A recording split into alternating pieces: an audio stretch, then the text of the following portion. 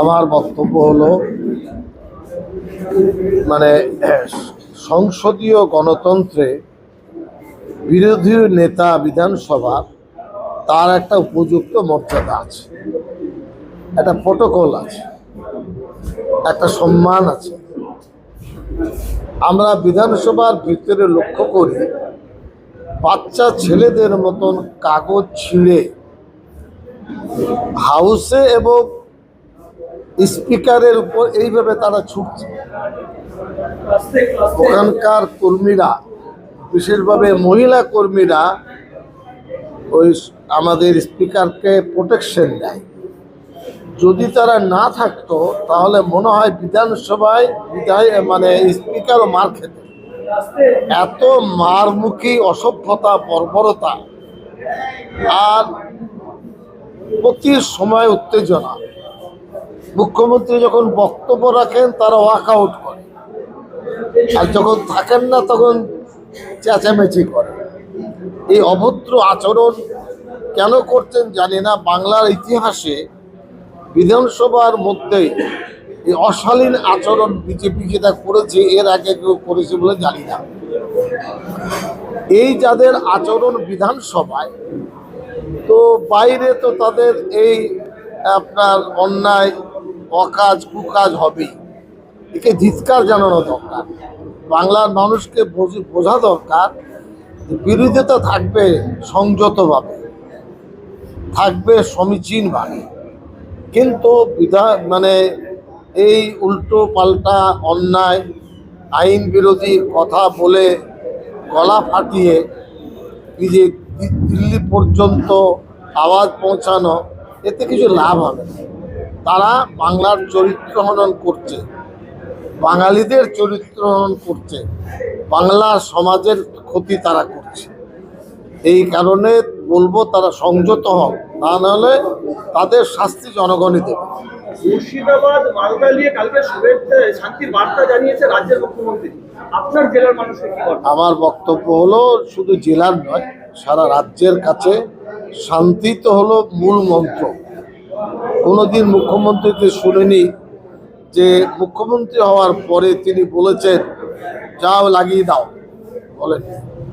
উনি বরাবর বলেন আমি শান্তি, সম্প্রীতি, সৌহার্দ্যতা, আইনের পক্ষে।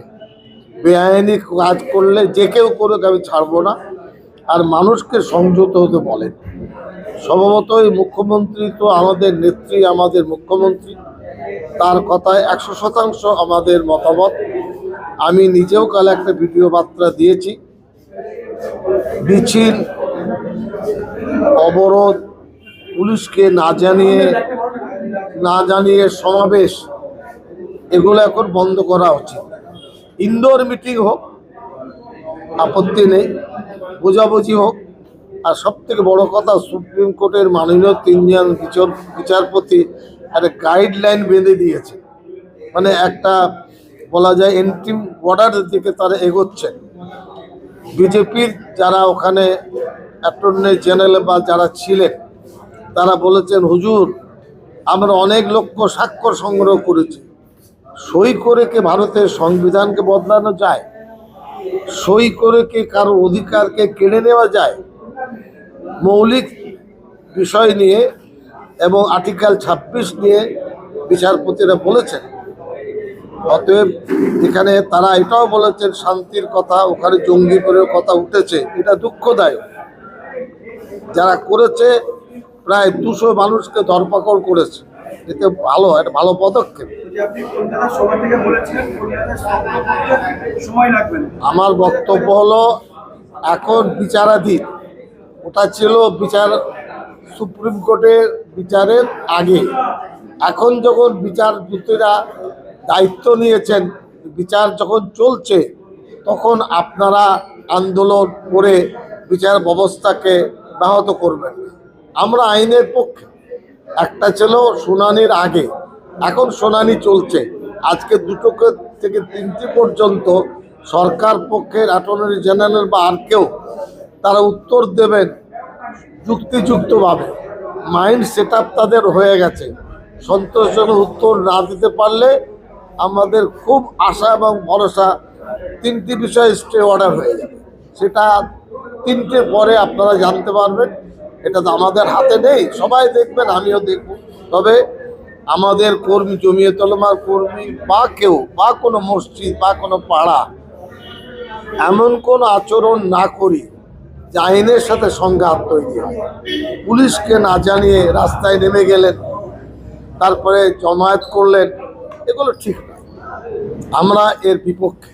আমরা যেটা বলেছি, সুপ্রিম কোর্টের হস্তক্ষেপের আগে সুপ্রিম কোর্ট হস্তক্ষেপ করেছে, এটা খুব পজিটিভ। দায়িত্বপরায়ণতার কাজ, সংবিধানকে রক্ষা করার কাজ।